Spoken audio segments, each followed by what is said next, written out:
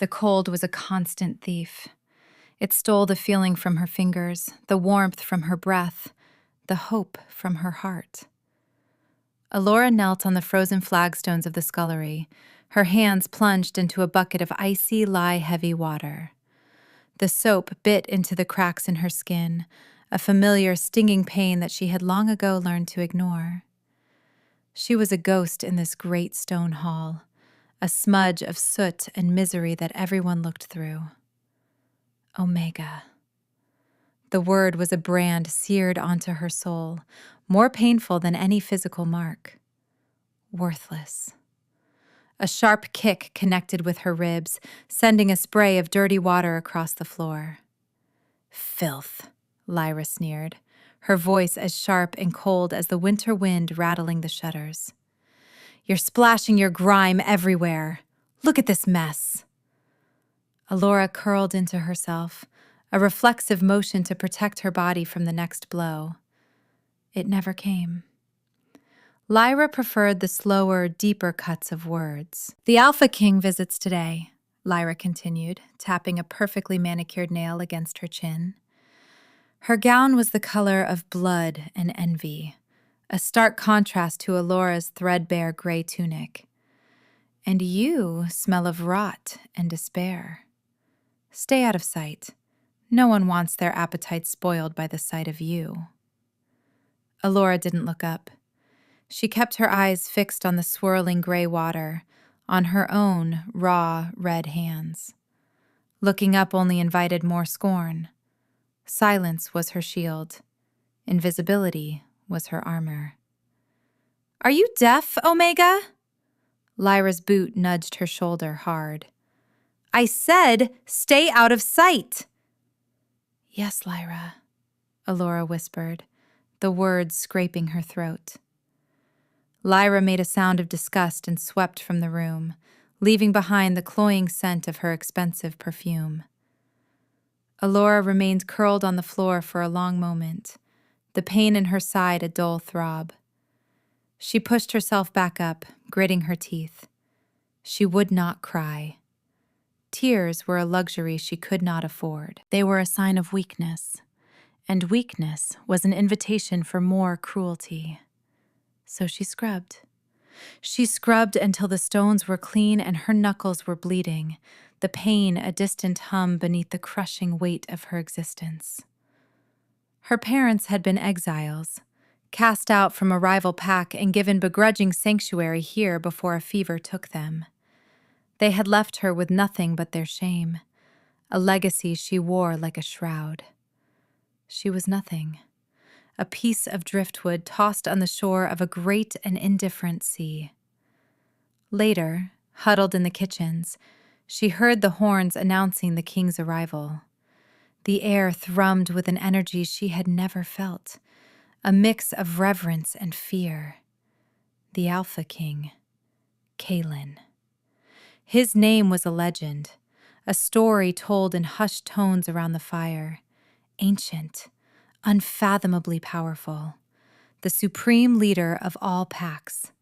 He was a god, and she was less than dust. You, the head cook barked, pointing a greasy ladle at her. Lyra has a task for you. She wants fresh winter thornberries from the northern ridge. Now. Allora's blood ran cold. The northern ridge? In this weather? A blizzard was brewing. The sky was a bruised purple, and the wind had teeth. It was a death sentence.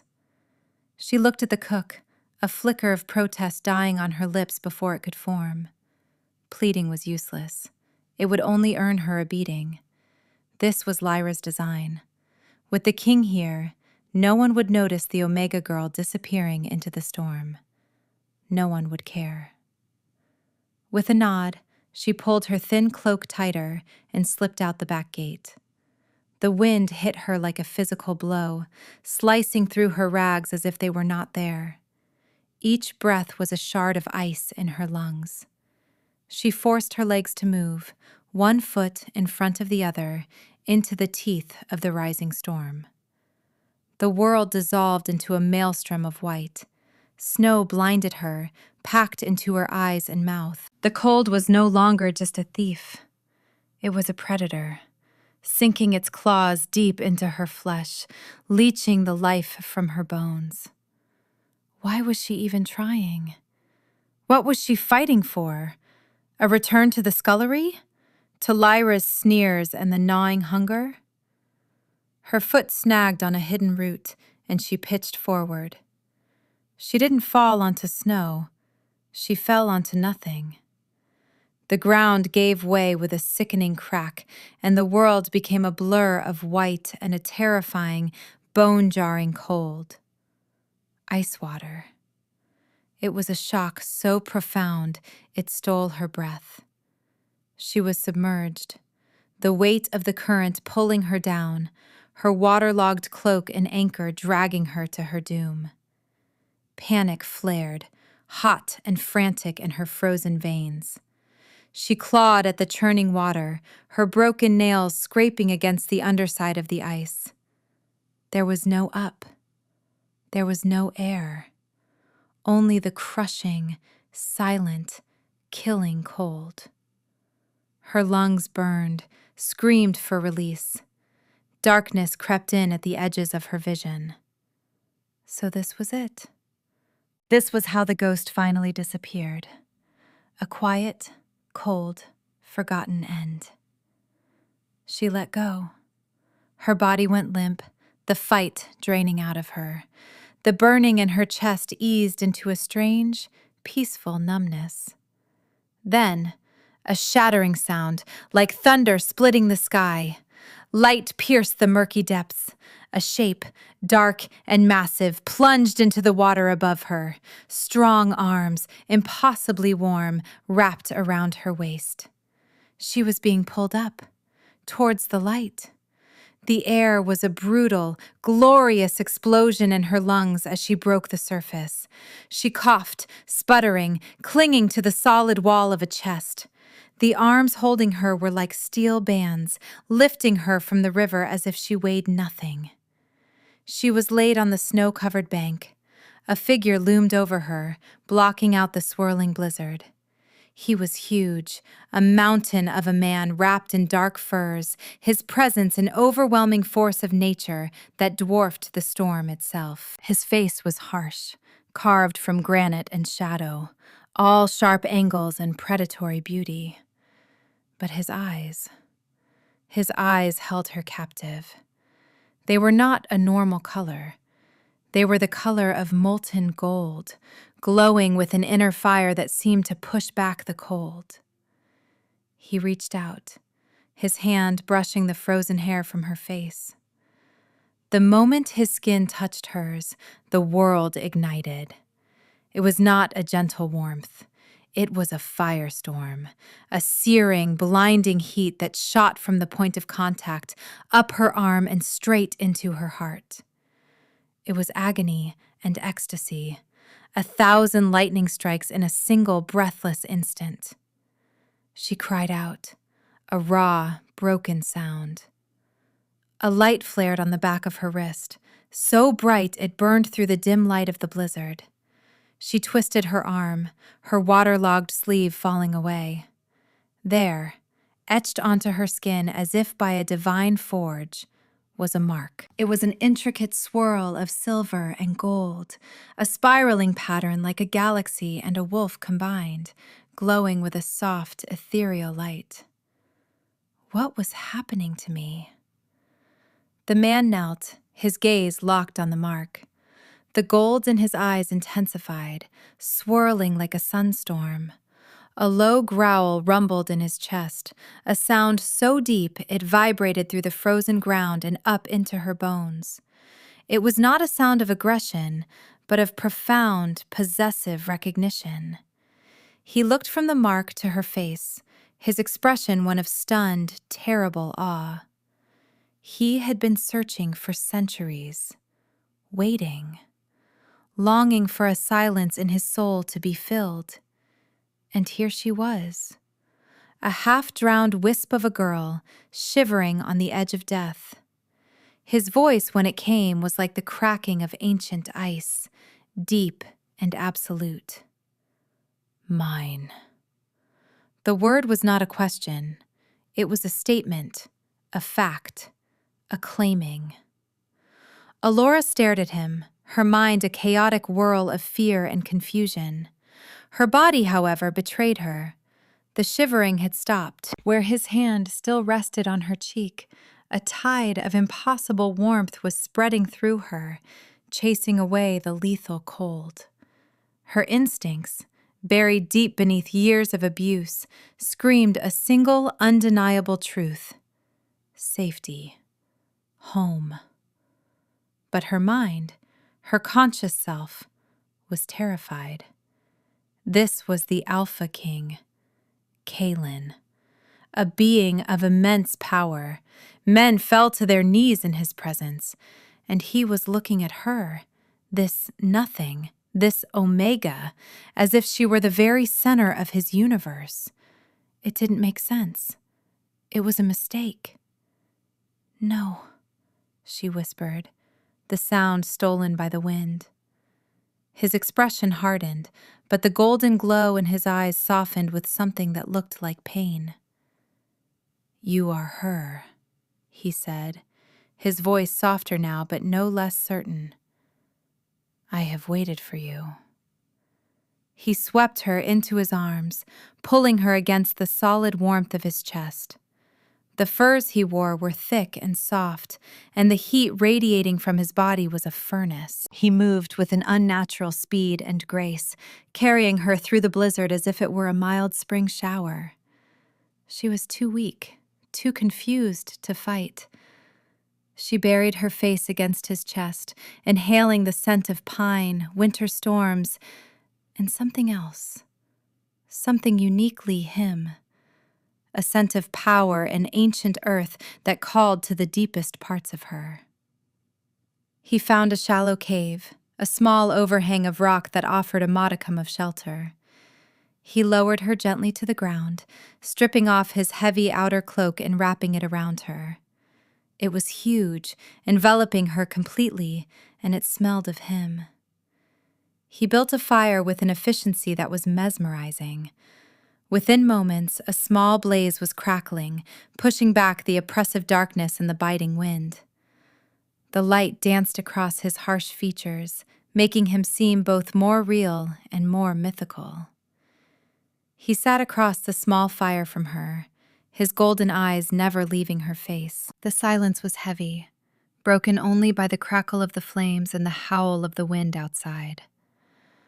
Allora huddled in his cloak, her gaze fixed on the glowing mark on her wrist. The light had faded, but the intricate lines remained, a permanent declaration on her skin. A soul bond. She had heard whispers of them, a fated connection, ancient and unbreakable, that tied two souls together for eternity. They were rare, impossibly rare, a thing of legends. They did not happen to girls like her. I don't understand, she finally managed to say, her voice trembling. You do not need to, Kaelin replied, his voice a low rumble. You only need to accept. Accept? How could she accept this? He was a king. She was a scullery maid. He was everything. She was nothing. The universe had made a terrible, cruel mistake. They would laugh at him. They would scorn her. They would tear her apart. Her fear was a cold, hard knot in her stomach. This was a dream, a fever-induced hallucination as she froze to death at the bottom of the river. It had to be. I am no one, she said, the words tasting like ash. I am an Omega, worthless. She repeated the words that had been her reality for as long as she could remember. A dangerous fire flared in his eyes. Whoever told you that will die, he stated, not with anger, but with the flat, chilling certainty of a death sentence being passed. You are the other half of my soul. You are queen. The word hung in the air between them, absurd and impossible. Queen. Allora almost laughed, a hysterical, broken sound. Her? A queen? She, who had never known a kind word, a full belly, or a moment's peace? She pulled the cloak tighter, hiding her marked wrist. This had to be a secret. If Lyra found out, if anyone found out. But it was already too late. The storm began to subside as dawn approached. With it came the sound of approaching hoofbeats and the shouts of warriors. Kaelin rose to his full, intimidating height, stepping to the mouth of the cave. "My king!" a voice called out. "We tracked you through the storm. Are you harmed?" "I am not," Kaelin answered, his voice booming. "Prepare to return to the hall." As his warriors gathered, another figure pushed through the snow, her fine cloak dusted with white. Lyra. Her eyes, sharp and calculating, swept over the scene. They landed on Kaelin, then flickered to the huddled shape in the cave. Her gaze narrowed. Allora instinctively tried to hide herself further in the shadows, but Kaelin turned and extended a hand to her. It was a command, not an invitation. Trembling, she took it. His hand was large and warm, engulfing hers completely. He drew her out of the cave and into the pale morning light, keeping her tucked against his side. Lyra's eyes widened as she saw Allora, alive, and wrapped in the king's own cloak. Then her gaze dropped. It dropped to Allora's wrist, where the sleeve had fallen back just enough to reveal the silvery gold lines of the bond mark. A flicker of disbelief crossed Lyra's face, quickly replaced by a mask of pure, venomous jealousy. Her lips curled into a silent snarl. All her life, she had preened and postured, dreaming of catching the eye of a powerful alpha. She had hoped to charm the king himself, and he had chosen this piece of filth? The look in Lyra's eyes was not just hatred. It was cold, reptilian calculation. She did not see a fated mate. She saw an obstacle and a tool. She gave a low, mocking curtsy. "My king," she said, her voice dripping with false sweetness. "You have found our lost little mouse. We were so worried." Kaelin's arm tightened around Allora, a protective, possessive gesture. His golden eyes were chips of ice as he looked at Lyra. He knew her kind. He had seen that particular brand of poison in the courts of men and shifters for centuries. "She was not lost," he said, his voice flat. "She was with me." The implication was clear. Allora was his. To question it was to question him. Lyra's smile didn't waver, but her eyes were cold with a promise of future pain. She backed away, melting back into the crowd of warriors, but the damage was done. She had seen the mark, and Lyra was not one to let such an opportunity go to waste. The journey back was a blur for Allora. She rode before Kaelin on his massive warhorse, cocooned in his warmth and the solid presence of his body. The pack warriors rode in a silent, formidable escort, their expressions a mixture of confusion and awe as they stared at the Omega girl held in their king's embrace. When they arrived at the great hall, the entire pack was assembled. Kaelin dismounted, lifting her down as if she were made of glass. He did not release her. He kept a hand on the small of her back, guiding her up the steps, through the parted crowds of stunned onlookers. He led her to the high table and, ignoring the alpha of this pack, Lyra's father, he gently pushed her into the ornate chair beside the head of the table. His chair. "Sit down," he commanded softly. Then he turned to face the silent, staring hall. "This is Allora," he announced, his voice ringing with power. "My mate, your future queen." A collective gasp went through the room. Disbelief, shock, scorn. Allora felt 1,000 pairs of eyes on her, judging her, dissecting her. She shrank into the chair, wishing the ground would swallow her whole. This was a nightmare. A beautiful, terrifying nightmare. Later, in the chambers Kaylin had claimed, away from the prying eyes, she felt the panic truly set in. He had dismissed the servants, leaving them alone in the opulent room. A fire roared in the hearth, but she was cold, shivering with a fear that had nothing to do with the temperature. "They hate me," she whispered, wrapping her arms around herself. "They will never accept me." "I do not care what they accept," Kaylin said, his voice soft as he knelt before her. He took her hands in his. They were still red and raw from the lie. His expression was thunderous. "Who did this to you?" She couldn't answer. To name her tormentors would only bring more trouble.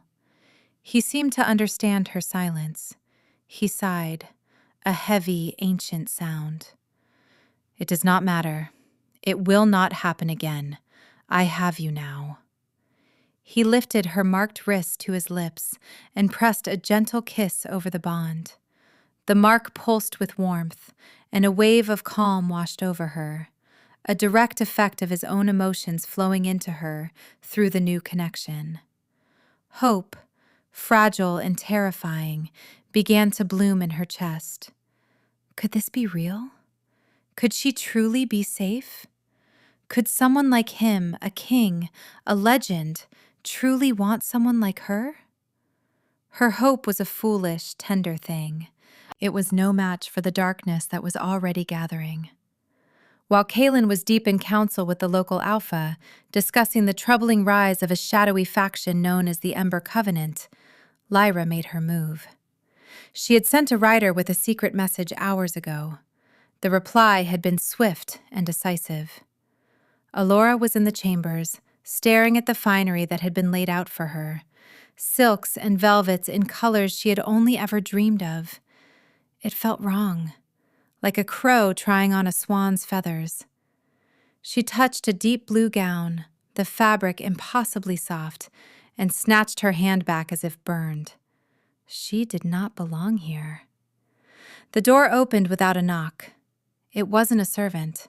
It was Lyra, and behind her stood two hulking men clad in black leather armor, their faces grim and merciless. They did not wear the local pack's insignia. "Hello, Omega," Lyra said, her smile a slash of predatory triumph. "It seems your fairy tale is over." Fear, cold and sharp, pierced through Allora. "What do you want?" "Lord Malachor sends his regards," Lyra said casually. "He has a keen interest in the king's new pet. He believes you will be the key to a new era." The men advanced. Allora scrambled back, her heart hammering against her ribs. She looked for an escape, but there was none. "Kaylin will kill you for this," she breathed, the threat sounding weak even to her own ears. Lyra laughed, a high, cruel sound. "The king is powerful, but he is not everywhere at once. By the time he realizes you are gone, it will be far too late." They seized her. She fought, kicking and struggling with the ferocity born of terror, but she was no match for them. One of the men pinned her arms while the other held a cloth over her face. A sweet, cloying scent filled her senses, and the world began to spin. Her last conscious thought was of Kaylin's golden eyes. She awoke to darkness and the biting chill of stone. She was in a dungeon cell, the air thick with the smell of damp earth and despair. Heavy chains, cold and rough, bound her wrist to the wall. The metal felt strange against her skin. Silver. It wasn't just cold. It actively leached her strength, creating a dull, aching barrier that seemed to dampen the bond. She could feel Kaylin, but it was like shouting through a thick wall. There was a frantic, raging energy on his end, a distant storm of fury and fear, but it was muted, distorted by the silver. The separation was a physical agony, a hollow ache in her soul that was far worse than any physical pain. The cell door creaked open, spilling torchlight into the gloom. Lyra stood there, looking down at her with utter contempt. "Look at you," Lyra said, circling her like a vulture. "Back where you belong, in the dirt." She crouched down, her face close to Allora's. "Did you really think you could be queen? You? A worthless, nameless stray." The bond made a mistake, a cosmic joke, but we're going to fix it. "What do you want?" Allora asked, her voice hoarse. "The formal bonding requires a signature," Lyra explained, her voice conversational, which made it all the more chilling. "A rune, drawn by the bonded female, to accept the claim and seal the magic. It is a gesture of will, an act of power, something you will never perform." Lyra nodded to one of the guards. He stepped forward, holding a small iron bar. "You see," Lyra continued, her eyes gleaming with manic delight, "Lord Malachor wants the bond to remain incomplete, unsettled. It makes the king vulnerable, distracted, and it ensures you can never truly be his."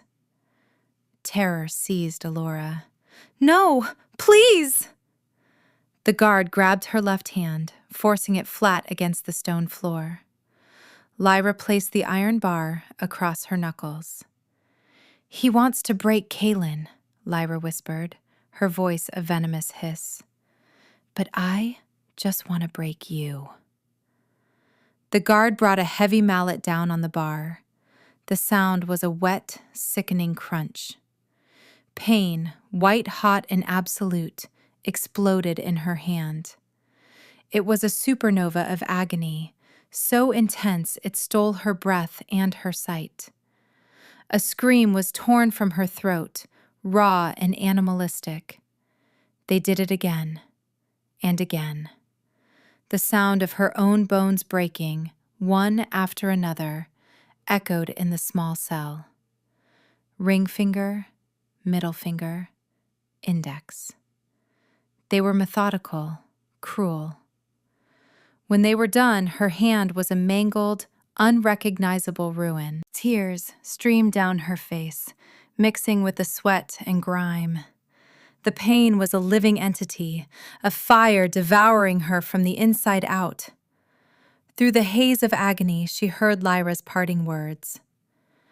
"Now try signing your name, Queen." The door slammed shut, plunging her back into darkness. She was left alone with her brokenness, the scent of her own blood thick in the air. The pain in her hand was horrific, but the pain in her soul was worse. They had taken away the one thing, the one ritual that would have solidified her place at his side. They had marked her as incomplete, unworthy. Despair, black and suffocating, washed over her. Maybe Lyra was right. Maybe she was worthless, a broken toy. The king would find her, but what would he see? Not a queen, but a maimed, pathetic creature who couldn't even complete the bond. He would cast her aside. The thought was more painful than her shattered fingers. Just as she was about to surrender to the darkness, a voice echoed in her mind. It was not a sound, but a feeling, a presence. Hold on, it was Kaelin. His voice was raw with a fury that was tectonic in its scale, but beneath it, his desperation and love for her were a lifeline in the abyss.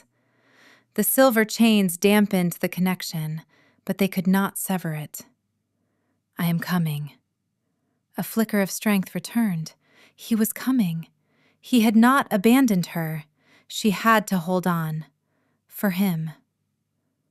Sometime later, it could have been hours or days, a different figure appeared at her cell door.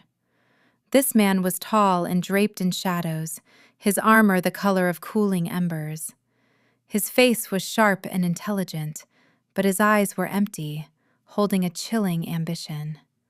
This was Lord Malachor. "The king's mate," he said, his voice smooth and cultured. It was the voice of a serpent. You have caused quite a stir. My apologies for the aggressive recruitment methods. He looked at her ruined hand without a flicker of remorse. A necessary precaution. The Alpha King is a creature of sentiment. His focus on you has left his flank dangerously exposed. When he comes for you, my Ember Covenant will be waiting. We will break him, and from his ashes a new order will rise, an order that is not bound by foolish legends of soul bonds. He saw her as a key, a piece of bait in a trap, nothing more. He will destroy you, she rasped, the words fueled by a sudden defiant rage. Malachor smiled, a thin, humorless expression. That is what he will attempt. But love is a weakness, little mouse, a fatal one. He turned to leave. Prepare the ritual chamber. The king is close. It is time to sever the bond, for good. The guards dragged her from the cell, her broken hand screaming in protest. They took her to a vast cavern, the air humming with dark energy. In the center was a crude stone altar carved with runes that seemed to drink the light from the air. They chained her to it. The silver of these new chains burned with a vicious cold. Malachor began to chant in a guttural language, and the runes on the altar began to glow with a sickly red light. The energy focused on her, on the bond mark on her wrist.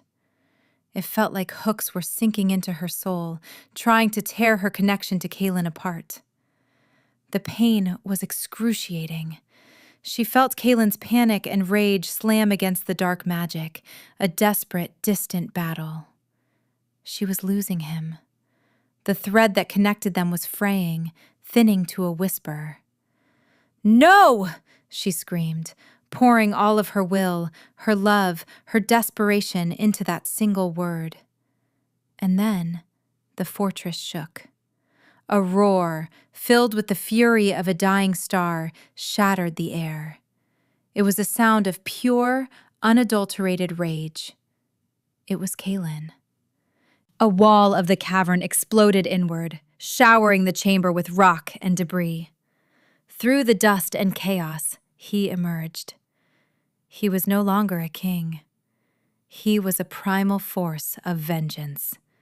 His golden eyes were blazing, and shadows seemed to writhe around his massive form. His warriors poured in behind him, a wave of disciplined fury, and the cavern erupted into a maelstrom of battle. Kaelin's eyes found her, chained to the altar. A look of pure agony crossed his face before it was replaced by a resolve as hard as diamond. He moved toward her, a blur of deadly motion, cutting down any of Malachor's covenant who dared to stand in his way. Malachor stepped forward to meet him, a blade of pure shadow forming in his hand. "You are a fool, Kaelin, to risk everything for one broken girl." "She is not broken," Kaelin snarled, his own claws extending, shimmering like polished steel. "She is everything." Their battle was a clash of titans, light and shadow, primal strength and dark sorcery. Kaelin was stronger, but Malachor was cunning, using his dark magic to create illusions, to strike from unexpected angles. Allora watched, helpless, as Malachor landed a blow. A shadowy tendril wrapped around Kaelin's leg, and he fell to one knee, roaring in frustration. Malachor raised his shadow blade for a final, killing strike. Seeing him fall, seeing the man who had called her queen about to die for her, something inside Allora didn't just break. It detonated. The years of pain, of being called worthless, of being invisible and abused, coalesced with the fierce, protective love she felt for him. It became a fuel, a fire, a power she never knew she possessed, a light, pure and golden and overwhelmingly powerful, erupted from her core. It was the light of 1,000 sunrises, the warmth of the first day of spring, the life force of creation itself. The silver chains binding her vaporized into dust. The dark runes on the altar cracked and faded to gray. The wave of light washed over the cavern. Kaelin's wounds knitted shut, his strength returning in a surge. His warriors felt their fatigue vanish, replaced by renewed vigor. Malikor's covenant, however, screamed as the light touched them, their shadow magic dissolving, their strength failing. Malikor himself was thrown back, his shadow blade disintegrating. He stared at Allora, who was now floating an inch above the altar, bathed in a column of golden light, her eyes glowing with the same celestial fire as Kaelin's. Her ruined hand was still broken, but it no longer seemed to matter. Her power was not in her hands, but in her soul. She lowered herself to the ground, her feet landing softly on the stone. She walked toward Malikor, her steps steady and sure. The fear was gone, burned away by the inferno of her newfound power. "You called me a broken girl," she said, her voice no longer a whisper, but a clear, ringing bell of authority. It held the echo of command. "You called me worthless." She raised her head, meeting his terrified gaze. "I am Allora. I am his mate. And I am your end." She raised her good hand, and a beam of concentrated light shot forth, striking Malikor square in the chest. He didn't even have time to scream. He simply dissolved into a cloud of ash and fading embers, his dark ambition erased from the world. The cavern fell silent.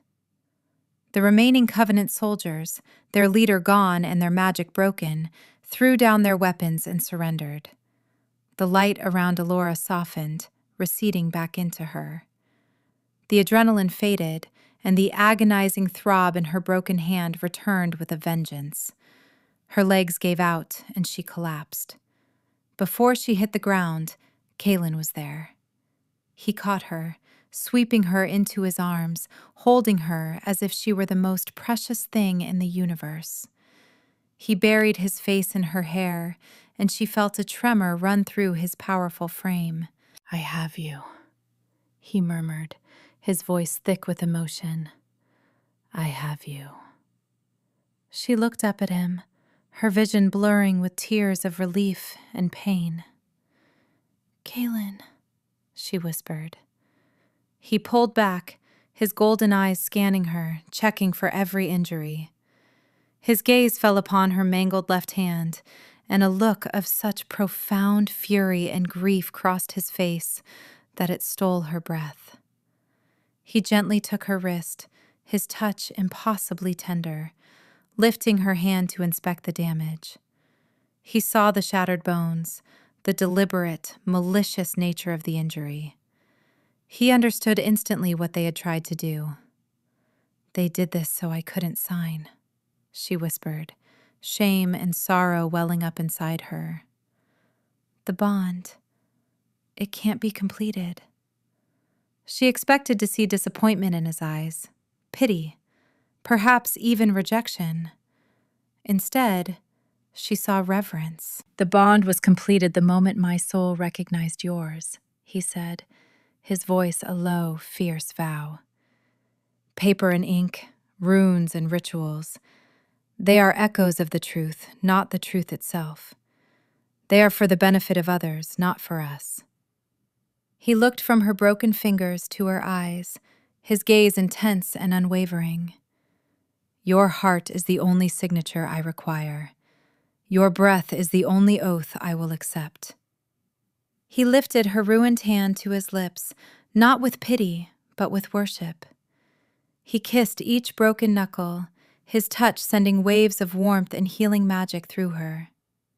The pain began to recede into a dull, manageable ache. Then, before his assembled warriors and the defeated enemy, he did something new. He lifted his own right hand and, with a terrifying nonchalance, bit his thumb hard enough to draw blood. A dark, rich crimson welled up. He reached out and gently marked her forehead with his blood, drawing a single, straight line. With my blood, I claim you. He marked her heart over her tunic. With my soul, I accept you. Finally, he touched his blood to her lips. With my life, I will protect you. Before all witnesses, mortal and spirit, his voice rang through the cavern, filled with the absolute power of the Alpha King. The bond is sealed. Allora is my mate, my queen. As he spoke the final word, the silver and gold mark on her wrist flared with a light so brilliant it forced everyone to look away. A searing heat spread from it, not painful this time, but cleansing. On his own forearm, a matching mark burned itself into existence, a perfect mirror of her own. The bond was whole, solid, unbreakable. He held her close, his arms a fortress around her. The stares of his warriors were no longer filled with confusion or scorn. They were filled with awe. They had witnessed the birth of a legend. They had seen the power of their new queen. Kaelin carried her from the ruins of Malakor's fortress and back into the clean, cold air of the world. He never put her down. He took her back to the great hall, striding past the stunned pack members, past a pale and trembling Lyra who was now held by his guards. He didn't spare her a glance. Her fate would be decided later. It would be merciless. He took Allora to the high seat, placing her there as he had before. But this time, she did not shrink. She sat tall, her broken hand resting in her lap. She was no longer a ghost. She was no longer worthless. Kaelin stood beside her, his hand resting on her shoulder, a silent, unassailable declaration. He looked out at the sea of faces, his golden eyes glowing with pride and love. Allora met their gazes, one by one. She saw fear. She saw respect. She saw the dawning of acceptance. She was the Omega girl who had survived the storm, the scullery maid who had been claimed by the king, the broken captive who had risen from an altar of darkness as a queen of light. His silence had been his acceptance. Her silence was now her strength. She didn't need to speak. Her presence, at his side, was statement enough. She leaned her head against his hand, feeling the steady, reassuring pressure. The cold was finally gone, banished forever by the fire of his love and the sun in her own soul. She was home.